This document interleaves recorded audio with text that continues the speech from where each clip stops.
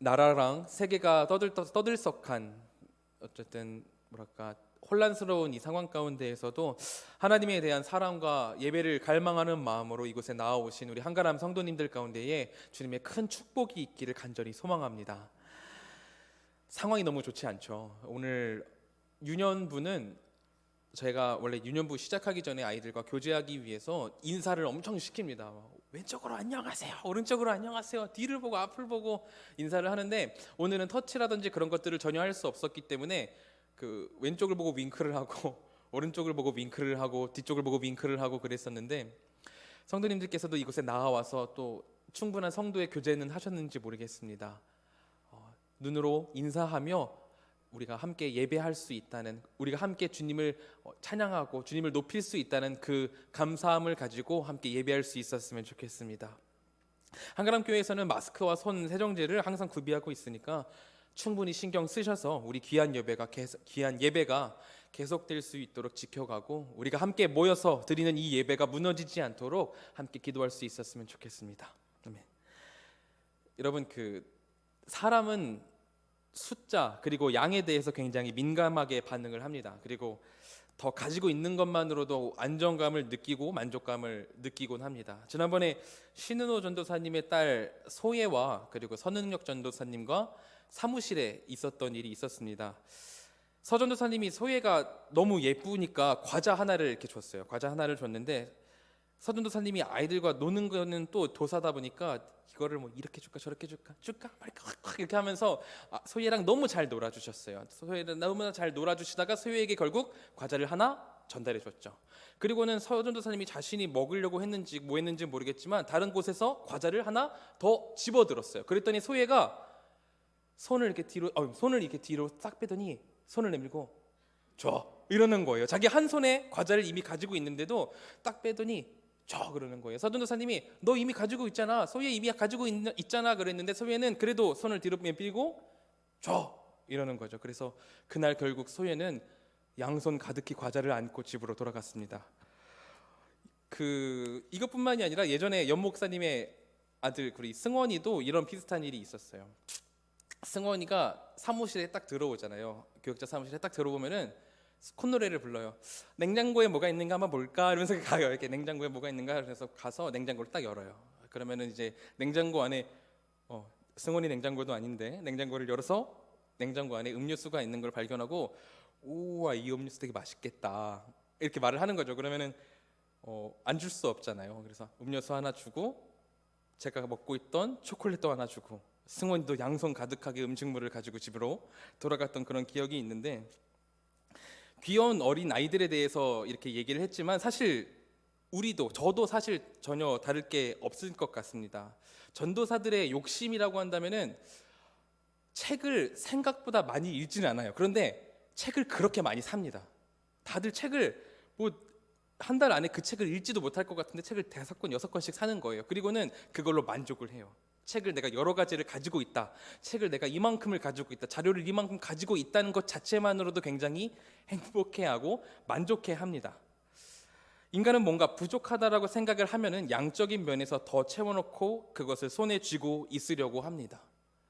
그런데 신앙적인 부분도 조금 그런 것이 있는 것 같아요.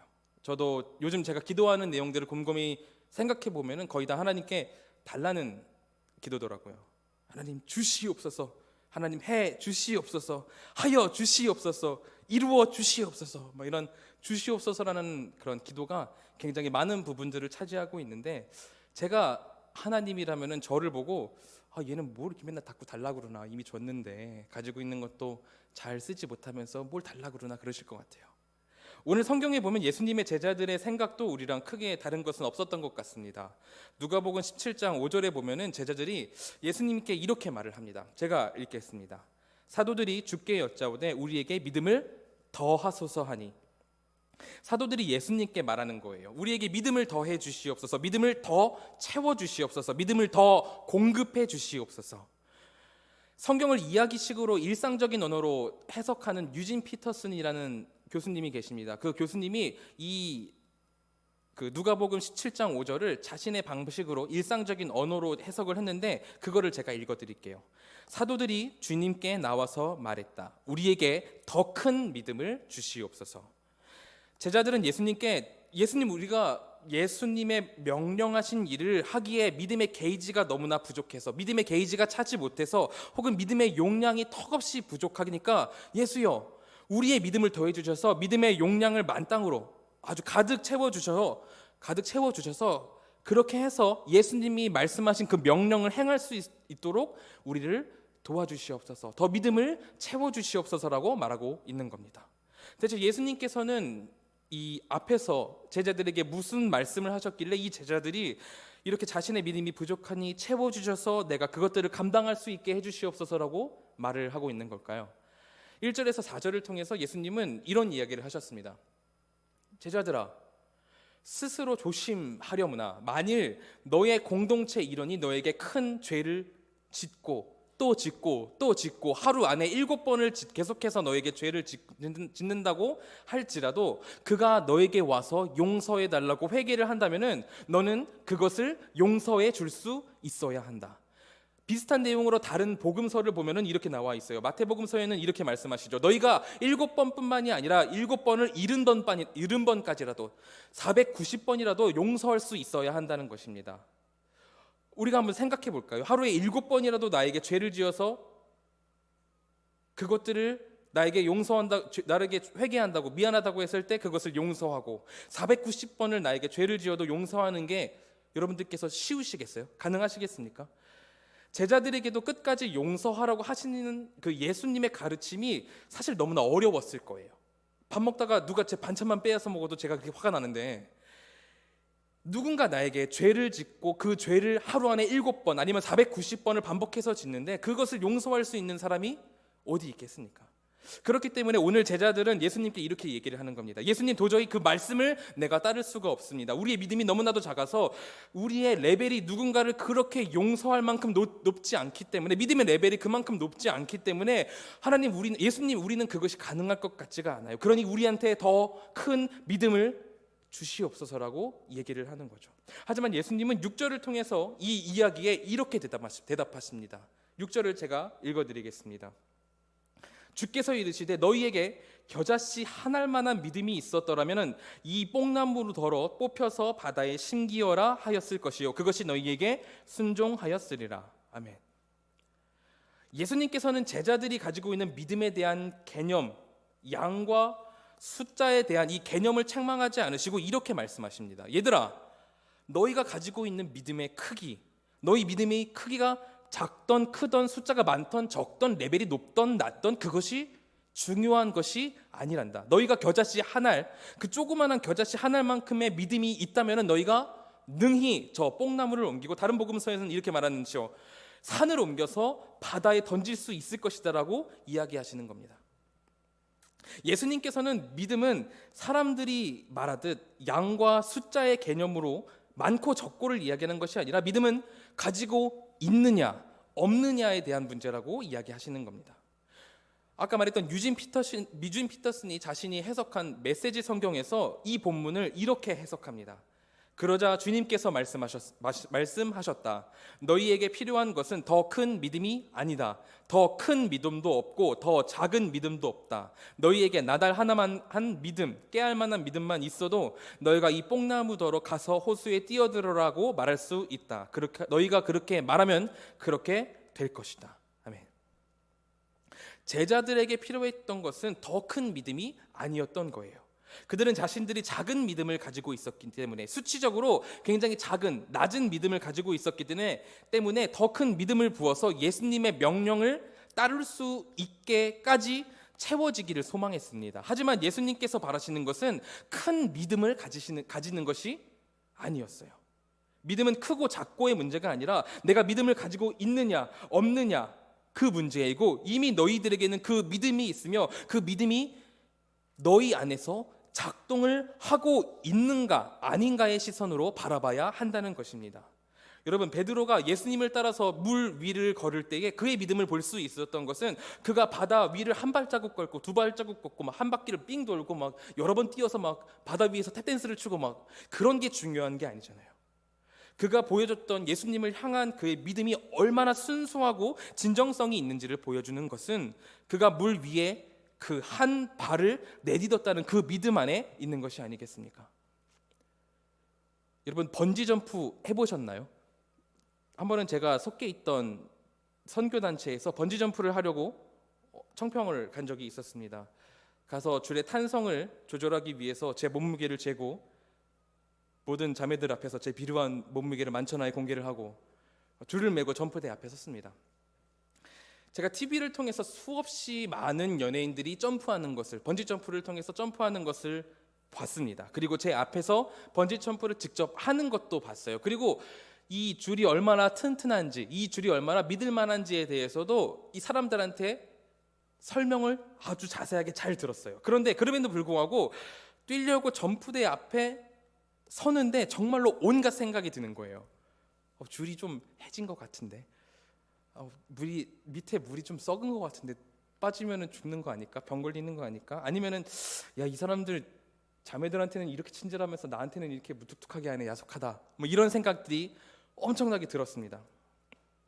줄의 안정성에 대한 이야기도 듣고 TV로 뛰는 것을 보고 줄의 내 앞에서 직접 사람들이 뛰는 것을 봤음에도 불구하고 줄을 믿고 그 발을 내딛어서 뛰는 것은 너무나도 어려운 일이었어요. 아마 베드로도 그랬을 겁니다. 우리가 책으로 읽으니까 좀 쉬워 보이지만 예수님께서 이미 물 위에 서 계시고 그냥 예수님께서 오라고 하시니까 그냥 발을 내딛어서 걸으면 되는 거 아닌가, 뭐 이런 생각을 할 수도 있지만 그 상황에서 바람이 엄청나게 불고 그 깜깜하고 공포스러운 분위기 위에서 예수님께서 오라고 하셨다고 할지라도 그 발을 내딛어서 그 바다 위를 걷는 것은, 물 위를 걷는 것은 정말로 쉬운 일이 아니었을 것입니다. 하지만 그가 예수님을 바라보고 예수님만을 바라보고 내딛은 그 한 발자국은 그 순간 그가 가지고 있었던 것이 참 믿음이었다는 것을 우리에게 보여주는 것입니다. 엄청난 믿음의 한 발자국을 내딛은 거죠. 하지만 이내 곧 그가 예수 그리스도를 바라보던 그 시선에서 엄청나게 바람이 불던, 파도가 불던 그 물로 시선을 옮겼을 때 그는 결국 어떻게 되었습니까? 그의 안에 있는 믿음의 스위치가 내려가고 결국 물에 빠져서 허우적대는 모습을 하게 되는 것을 우리는 성경을 통해서 볼 수 있지 않습니까? 우리가 하나님을 믿고 예수 그리스도를 우리의 참 구주로 모시기 시작했던 그때를 한번 생각해 보길 바랍니다. 처음 우리가 하나님께 진정성 있게 기도를 시작했을 때, 하나님의 말씀을 처음으로 읽기 시작했을 때, 예배를 감격 안에 처음 드리기 시작했을 때, 그 모든 모습들이 지금 나의 모습이랑 비교를 해보면 얼마나 작고 보잘것없는지 모르겠어요. 떠듬떠듬 기도를 하고 말씀을 읽는데 이거는 뭐 누가 누구를 낳았고 저걸 낳았고 뭐 이렇게 사람들을 많이 낳고 이해가 하나도 안 되고 아마추어 같고 부족한 모습이었죠. 하지만 우리를 구원하신 예수 그리스도를 통해서 그 작은 믿음을 받았을 때 그 감격과 감사함이 나를 이 자존심과 고집으로 똘똘 뭉친 자아를 되돌이켜서 하나님께로 향하게 하는 그 놀라운 경험들을 우리가 다 체험하지 않았습니까? 야, 저 사람은 절대로 하나님을 안 믿을 거야, 저런 고집불통은 교회를 절대로 안 다닐 거야 했던 사람들이 예수 그리스도 안에서 믿음을 소유하고 그 작은 믿음을 가지고도 그의 인생을 돌이켜서 하나님께로 향하는 모습을 우리는 수없이 목격하지 않았습니까? 예수님께서는 바로 그것을 제자들에게 말씀하십니다. 겨자씨만한 작은 믿음으로도 뿌리가 많고 깊어서 쉽게 뽑을 수 없는 그 뽕나무를 들어서 바다로 옮겨 심고, 다른 복음서에서는 산조차 들어서 바다로 던질 수 있다고 말씀을 하십니다. 저는 우리에게 이러한 믿음이 있기를 소망합니다. 우리에게 하루에 7번이라도 죄를 짓는 자들을 용서하고 7번씩 70번이라도 죄를 짓는다고 하더라도 우리에게 작은 믿음이 있다면, 그 믿음이 우리 안에서 작동한다면 그들을 용서할 수 있게 된다는 거예요. 우리를 하루에 7번씩 70번씩을 490번씩을 좌절시키는 일들이 있을 수 있어요. 우리를 좌절시키는 일들, 우리 안에 찬양을 메마르게 하고 우리의 인생을 두렵게 하고 우리의 인생을 어렵게 하는 수많은 일들이 있습니다. 하지만 겨자씨만한 믿음이 우리 안에 있을 때, 그리고 그것이 우리 안에서 작동될 때 우리가 이 모든 것들을 능히 감당해낼 수 있다고 예수님께서 우리에게 말씀하시는 겁니다. 저는 이 모든 것들을 겨자씨만한 믿음으로도 능히 감당해내는 우리 한가람교회의 성도님들 되기를 간절하게 소망합니다. 이 믿음을 소유하고 이 작은 믿음을 작동시켜서 하나님의 일들을 감당하는 우리 한가람교회의 성도님들 되기를 간절히 소망합니다. 지금 이 코로나 때문에도 우리 안에 얼마나 많은 제약들이 있습니까? 어제 학교 제 동기들, 전도사들 모여있는 카톡방에서도 불이 나게 카톡이 올라왔어요. 우리 교회는 지금 예배를 드리네, 마네, 영상 예배를 드리네, 모임을 줄이네, 많은 혼란들이 있었습니다. 지금 우리 교회에서도 어쨌든 많이 기도해 주시고 고민하셔서 이런 결과들을 주셨는데, 그런데 사실 저는 이 상황이 굉장히 귀하다는 생각을 합니다. 코로나 때문에 돌아가시고 힘들고 그런 부분들에 대해서는 굉장히 저도 안타까움을 느끼고 가슴 아픔을 느끼지만, 우리가 언제 이렇게 마스크를 끼고 우리가 함께 이렇게 예배를 하겠으며, 그리고 찬양도 못하고 축소된 모습으로 예배를 드리겠어요. 이런 일들을 통해서 저는 우리의 예배가 얼마나 귀한가를 느낄 수 있게 된다고 생각을 합니다. 이렇게라도 마스크를 껴서라도 찬양을 드리지 못해서라도 드리고 싶은 그 예배, 이렇게라도 지키고 싶은 이 예배가 얼마나 귀하고 값진지를 우리가 알 수 있게 되는 거죠. 이렇게 귀한 예배인데 나는 그동안 얼마나 이 예배를 쉽게 드리고 쉽게 생각하고 쉽게 보내고 있었나, 이런 생각을 합니다. 말씀을 준비하면서 그런 생각이 좀 들었습니다. 우리의 작은 믿음을 작동시켜서 이 귀한 예배를 감사히 드리는 우리 한가람교회가 되기를 간절하게 소망합니다. 다시 본문으로 돌아와서 예수님께서는 계속해서 이렇게 얘기를 하십니다. 믿음은 많고 적음의 문제가 아니다. 양적인 것이 아니다. 그 믿음을 소유했느냐 안 했느냐의 문제이며, 너희가 그 믿음을 소유했다면 그것이 작동되게 해야 한다는 것입니다. 그렇다면 이제 우리에게 한 가지 남은 질문이 있는데, 그럼 이 믿음을 어떻게 작동시키냐는 거죠. 예수님께서는 그 질문에 이렇게 대답을 하십니다. 누가복음 17장 7절에서 10절 말씀입니다. 제가 다시 한 번 더 읽겠습니다. 너희 중 누구에게 밭을 갈거나 양을 치거나 하는 종이 있어서 밭에서 돌아오면 그더러 곧 와 앉아서 먹으라 말할 자가 있느냐? 도리어 그더러 내 먹을 것을 준비하고 띠를 띠고 내가 먹고 마시는 동안에 수종 들고 너는 그 후에 먹고 마시라 하지 않겠느냐? 명한대로 하였다고 종에게 감사하겠느냐? 이와 같이 너희도 명령받은 것을 다 행한 후에 이르기를 우리는 무익한 종이라, 우리가 하여야 할 일을 한 것뿐이라 할지니라. 아멘. 오늘 예수님께서 비유로 드시는 이 내용 안에 이런 게 있습니다. 한 주인이 있어요. 그리고 그 주인에게는 종이 하나 있었습니다. 그리고 그 종은 주인을 대신해서 밭에서 일하는 사람이었어요. 그 밭에서 일하는 게 쉬웠을 수도 있어요. 하지만 이스라엘의 기후와 토양을 봤을 때 그 밭에서 일하는 게 굉장히 어려운 일이었을 거예요. 태양은 굉장히 쨍쨍 비치고 그 땅은 척박해가지고 땅을 고르는 게 굉장히 어려운 일이었을 거예요. 주인도 알 겁니다. 이 종이 이 날씨에 얼마나 고생했고 척박한 땅이기 때문에 얼마나 노력했는지를 알고 있을 거예요. 하지만 그 종이 그렇게 열심히 일하고 돌아왔다고 해서 주인이 마치 가족을 대하는 것처럼 수고해서 이제 여기 앉아서 같이 밥 먹자, 이러지 않는다는 거예요. 그럴 주인이 어디 있겠냐고 예수님께서 말씀을 하시는 거죠. 종이 밖에서 일하고 들어왔다고 이제 쉬어 그러는 것이 아니라, 내가 밥 먹기 전에 내가 밥을 먹고 너는 밥을 먹어라, 내가 내 밥부터 차리고 너 밥을 차려, 나를 수종 들어서 내 모든 일들이 다 끝난 후에야 너가 쉬고 내가 밥을 다 먹은 후에야 너가 밥을 먹도록 해라라고 말을 한다는 거예요. 그런데 만일 그 종이 나 밭에서 진짜 일 열심히 하다 왔는데 너무하네, 이렇게 생각을 한다면은 주인이 나쁜 게 아니라 종이 자신의 위치에 맞지 않는 생각을 하고 있다는 것입니다. 주인은 종에게 감사하다고 말할 필요도 없고, 종도 묵묵히 자신의 위치에 맞게 내 일을 다했다 하고 생각하는 게 옳은 거라는 거예요. 종이 자신이 더 대우받아야 한다고 생각하고, 나도 배고파, 내 먹을 것을 다 하고 주인의 먹을 것을 챙겨줘야겠어라고 생각하면은 그것은 잘못된 종이라는 것이죠. 우리들이 믿음을 작동시키기 위해서는 내 것, 나를 만족시키는 것, 나를 위한 것, 그런 것들을 포기해야 된다고 예수님께서 우리에게 말씀하신다는 겁니다. 이 이야기를 네 글자로 요약하면은 이렇게 되는 거예요. 우리의 권리 포기. 우리에게 믿음이 있고 그 믿음이 제대로 작동되게 하기 위해서는 우리가 한 가지를 해야 되는데, 그것이 바로 우리의 권리를 포기하는 것이라는 겁니다. 제가 우리 교회에 오기 전에서 5년간 작은 카페 교회에서 사역을 했습니다.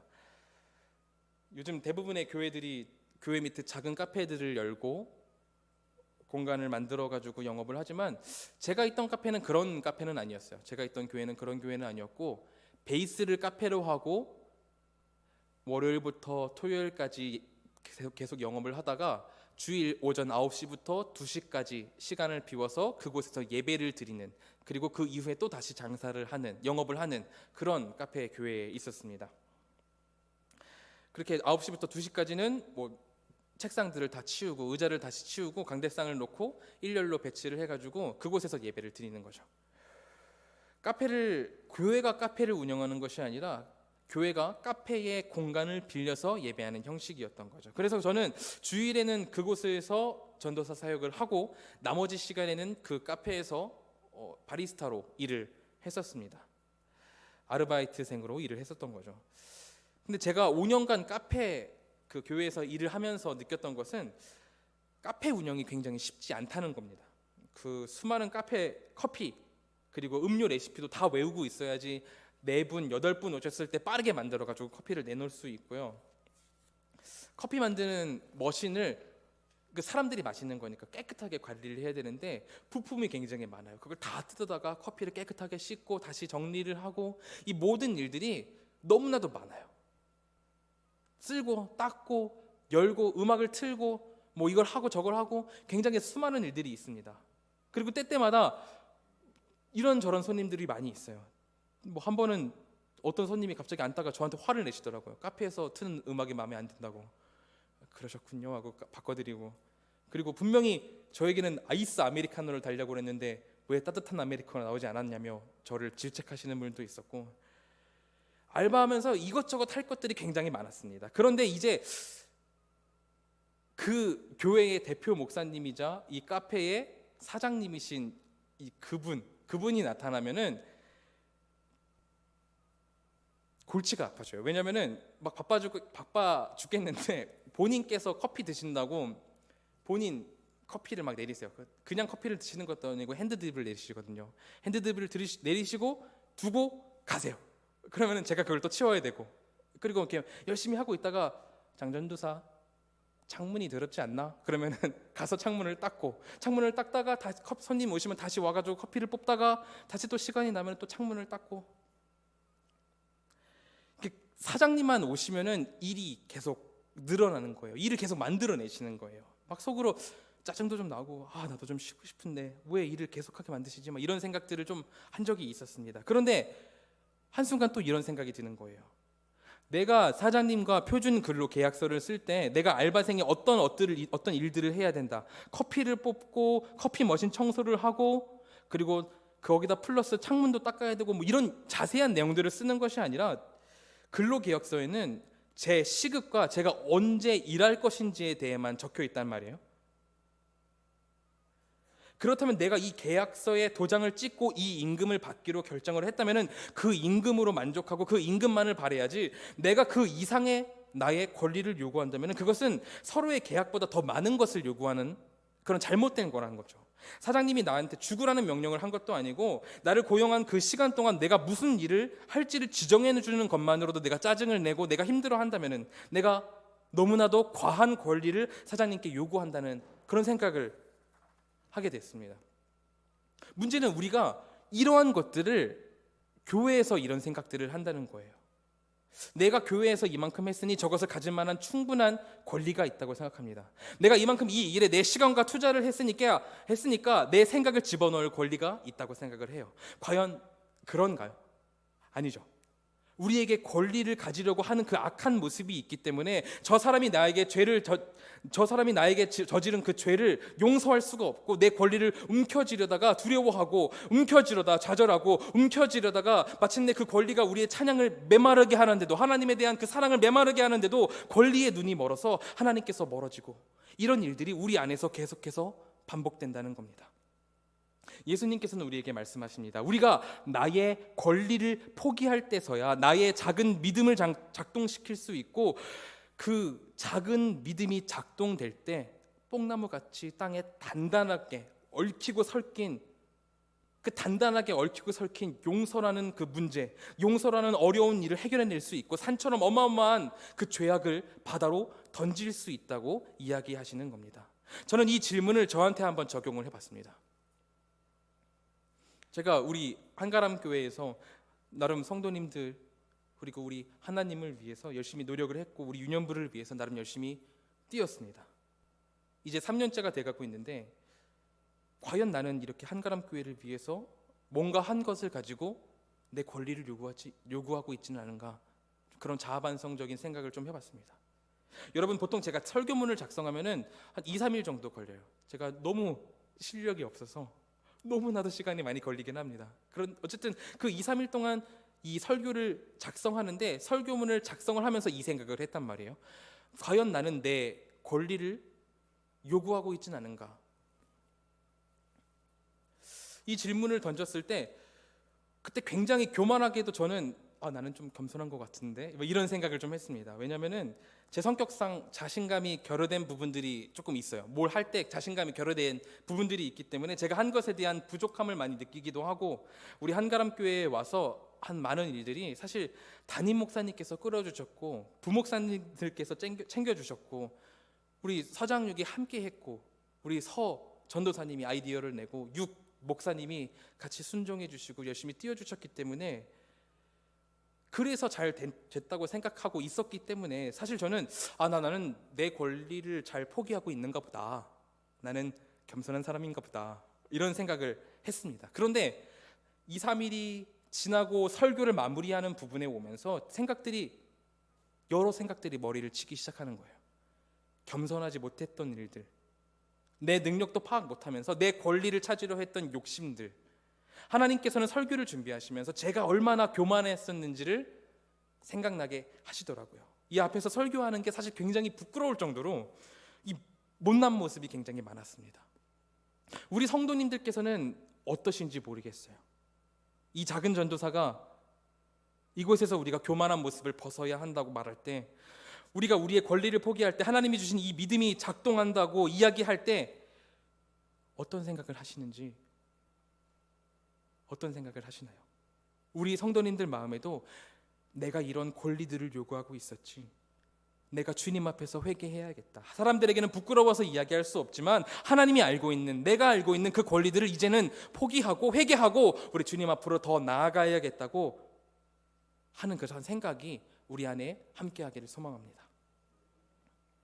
우리 그리스도인들은 기꺼이 우리의 권리를 포기하고 진정한 믿음의 상태로 나아갈 수 있어야 합니다. 하지만 이 권리 포기가 말이 쉽지, 포기해야지 막 이렇게 다짐을 한다고 되는 게 아니잖아요. 기껍지 않고 어려운 일입니다. 너무나도 어려운 일이에요. 하지만 우리가 이 권리를 기꺼이 포기하고 하나님께로 나아갈 수 있는 것은, 우리가 하나님과 단지 사장과 직원의 관계, 주인과 종의 계약 관계로만 맺어진 것이 아니기 때문입니다. 종인 나와 주인인 하나님은 사회의 계약으로 맺어진 사이가 아니라 사랑을 기초로 한 사랑의 계약 관계로 맺어져 있기 때문입니다. 하나님은 예수님을 보내셨고, 그의 아들 예수님은 우리에게 먼저 종의 모습을 보여주셨습니다. 우리는 그 예수 그리스도의 사랑 때문에 이 믿음을 소유하게 된 거죠.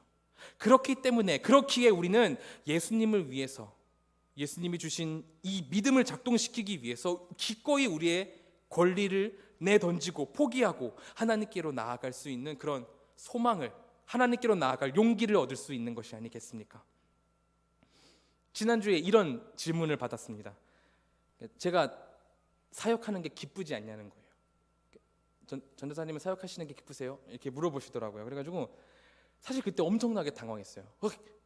당황했습니다. 생각조차 하지 않았던 질문을 받았기 때문에 한참을 버벅이다가 저 완전 기쁘고 좋아요. 하하.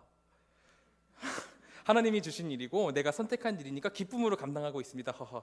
이렇게 대답을 했었는데 그 이후로 계속해서 저에게 이 질문이 계속해서 되뇌어졌어요. 나는 진짜 기쁜가? 기쁘긴 기쁜 것 같은데 뭐 엄청 기뻐서 우와 예 막 이런 건 아닌 것 같고, 하나님을 위해서 이런다 뭐 이런 건 아닌 것 같고, 뭐 한 기쁨이 78.3% 정도 기쁜가 막 이런 생각들을 계속 갸웃거리다가 이 찬양을 갑자기 듣게 됐어요. 나 주님의 기쁨 되기 원하네, 내 마음을 새롭게 하소서, 새 부대가 되게 하여 주사 주님의 빛 비추게 하소서, 내가 원하는 한 가지 주님의 기쁨이 되는 것, 내가 원하는 한 가지 주님의 기쁨이 되는 것. 이 찬양을 듣자마자 제 마음에 이런 생각이 들었어요.